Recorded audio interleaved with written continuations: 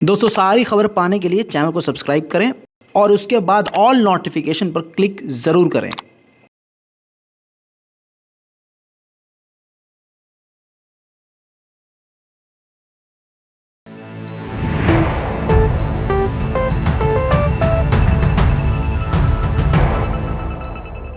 सलाम, नमस्ते, सत श्री अकाल। मैं हूं रजा और आप देख रहे हैं रजा ग्राफी की मिडिल ईस्ट रिपोर्ट। ऐसा हो गया है जैसा किसी ने सोचा भी नहीं था।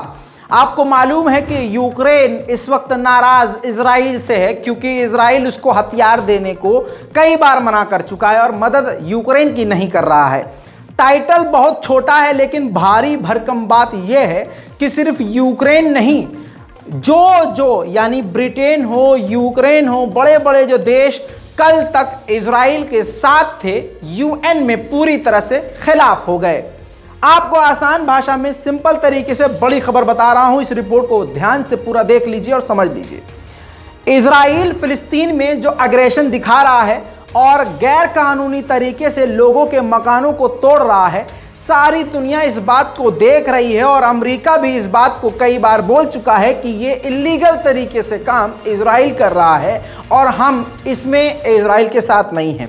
इसके बाद यूएन में एक नया कानून पारित किया गया, प्रस्ताव रखा गया कि इजराइल ये गैर कानूनी तरीके से काम कर रहा है, इस पर इंटरनेशनल कोर्ट को और इंटरनेशनल ऑर्गेनाइजेशन को नज़र रखनी चाहिए, इंक्वायरी करनी चाहिए। तो इसमें वोटिंग डलवाई गई। तो आपकी स्क्रीन पर इसके रिजल्ट हैं, ये देखिए। कई सारे देश हैं जिसमें शुरुआत में बता दूं कि 98, जी हां 98 देशों ने इस प्रस्ताव के समर्थन में चुनाव दिया, यानी वोट दिया और पूरी तरह से इजराइल के खिलाफ उन्होंने बयान दिया।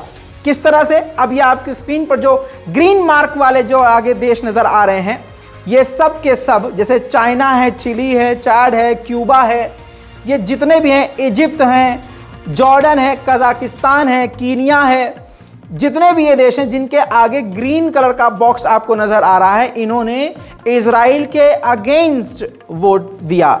लेकिन आप जो सबसे बड़ी बात है, ये देखिए यूक्रेन, राइट साइड में आपको यूक्रेन नजर आ रहा है, सऊदी अरबिया है, इसके अलावा कई सारे देश, सिंगापुर है, सूडान है, श्रीलंका है, इसके अलावा टोंगा है, उज़्बेकिस्तान है, इंडोनेशिया है, ईरान है, इराक है, आयरलैंड है, चिली है, गैबोन है, गाम्बिया है, कुवैत है, किर्गिस्तान है, लीबिया है, मलेशिया है, मालदीव्स है, माली है, माल्टा है, इसके अलावा मैक्सिको है, मंगोलिया है।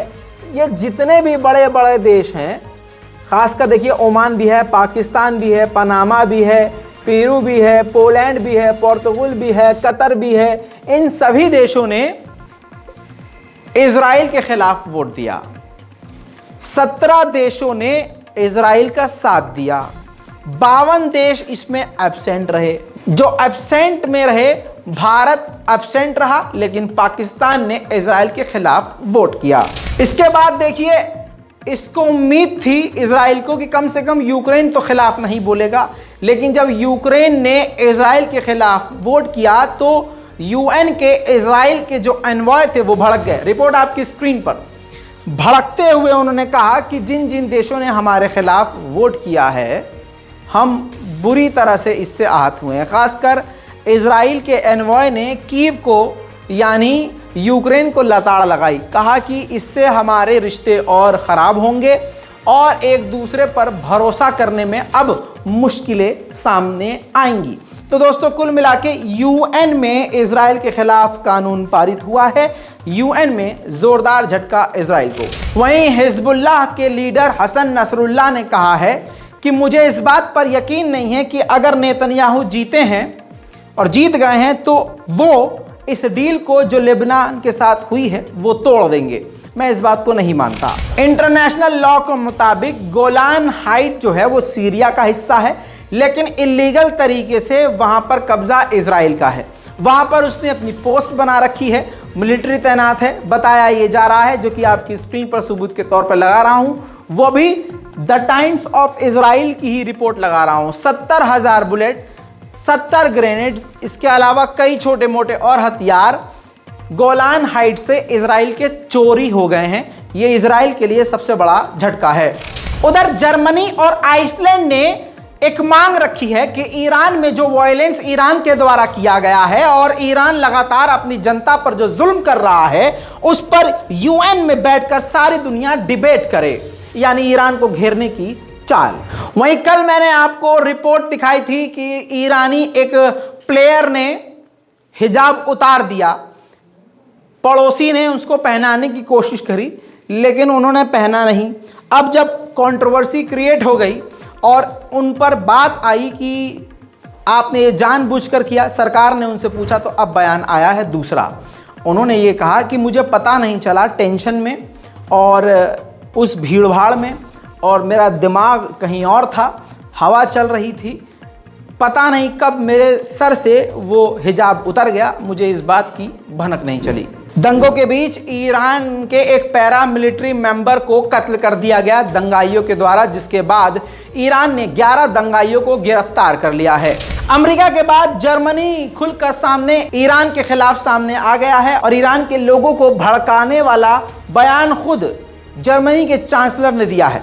जर्मनी के चांसलर ने कहा है कि ईरान की जनता के साथ हैं, हम उनकी आज़ादी के लिए उनके साथ हैं, हम ईरान के अग्रेशन के खिलाफ हैं और ईरान की जनता का समर्थन करने के लिए हर तरह से तैयार हैं। तो दोस्तों आप फिर से समझ लीजिए, एक बात फिर से साबित हो गई है कि पूरा यूरोप मिलकर अब खुलकर ईरान के सामने आ चुका है। इस वक्त ईरान में जो कुछ भी हो रहा है उसमें पूरा यूरोप का हाथ है। उधर जर्मनी ने सिर्फ इतना ही नहीं, जर्मनी के चांसलर ने यह भी कहा कि यूरोपीय यूनियन नया एक डेटा बना रहा है, नई तैयारियां कर रहा है, ईरान पर और भी कड़े प्रतिबंध लगने वाले हैं। उधर ईरान की ह्यूमन राइट ऑर्गेनाइजेशन ने बताया कि इस हिंसा में अब तक 300 से ज़्यादा लोग मारे गए हैं और जिसमें 50 से ज़्यादा बच्चे शामिल हैं। इधर आपको बताऊं फ्रांस की बात, तो फ्रांस ने जानकारी दी है कि हमारे टोटल 7 नागरिकों को ईरान ने गिरफ्तार कर लिया है दंगा फैलाने के नाम पर और दंगा भड़काने के इल्ज़ाम पर। वहीं दोस्तों ईरान के खिलाफ सोशल मीडिया पर, ट्विटर पर कैंपेन चलाने वाली, ईरान के अंदर बड़ी टीम को लीड करने वाली एक ईरानी ही महिला है। आपकी स्क्रीन पर ये देखिए, जिनकी तस्वीर कई बार आप देख चुके होंगे और सोशल मीडिया पे भी आप कई बार देख चुके होंगे। आपकी स्क्रीन पर देखिए, इमैनुअल मैक्रोन से ये मिली हैं। मशीह अलीनेजाद नाम है इनका और ये बड़े बड़े देशों में जाती रहती हैं और पूरा यूरोप इनको फंड करता है।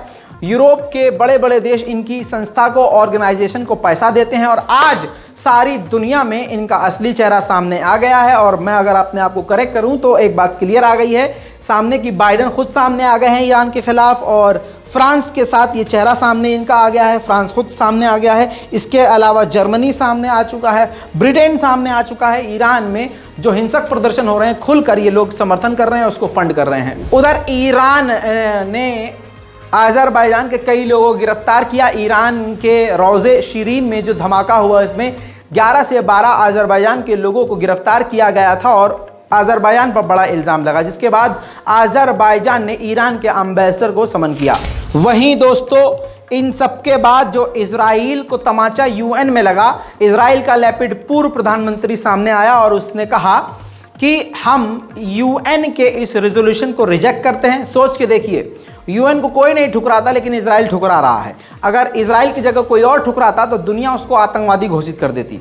साथ में लैपिड ने यह भी कहा कि फिलिस्तीन यूएन का इस्तेमाल कर रहा है और यह हमारे खिलाफ अंतर्राष्ट्रीय साजिश है। वहीं एर्दोगान ने, रजब तैयब एर्दोगान ने बताया है कि अमेरिका में अगर रिपब्लिकन जीत जाती है पार्टी तो हमें F-16 विमान खरीदने में और भी आसानी होगी। वहीं दोस्तों बुरी खबर नाइजीरिया से। नाइजीरिया में एक पेट्रोल टैंकर का एक्सीडेंट हो गया जिसमें पेट्रोल टैंकर में आग लग गई, जिस धमाके के बाद 12 लोग मारे गए हैं। वहीं आखिर में एक और बुरी खबर, इजिप्ट में एक मिनी बस खाई में गिर गई जिसमें 21 से 22 लोगों की मौत हो गई।